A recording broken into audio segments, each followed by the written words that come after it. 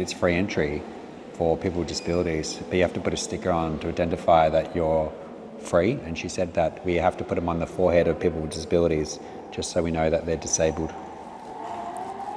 I have arrived at the Museum of Fine Arts. Okay, I found the wheelchair entrance. It's just to the side of the main entrance. It's really hard to see. There's a wheelchair icon that's tiny, but it's up a hill. So it's really difficult to actually get to it if you're in a wheelchair. Bonjour.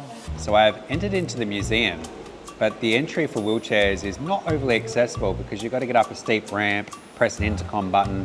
That means you've got to be able to lift your arm and actually use your fingers. So if you're a quadriplegic with limited hand function, bong bong, you're not welcome, unless you've got a friend, of course. But the rest of the museum so far looks pretty accessible. Let's go explore it and see if we can find some fine art in this fine art museum. One thing you may not know about this museum is Beyoncé got inspiration for the song Put a Ring on Her from this statue right here.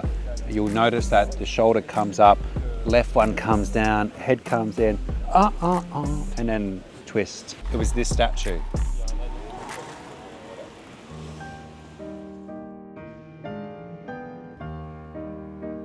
The museum here is incredible. There is just so much to see. And on each level, you just do a lap around, get a lift, and then just head to the next level. But there is so much art here, fine art, old art, new art, sculptures, statues. The list just keeps going on. There's even some really good Egyptian things in the museum as well. The museum also has an accessible bathroom, which isn't heaps huge. I would definitely recommend the museum for people with disabilities, but just make sure you bring help so you can get in and out of the building.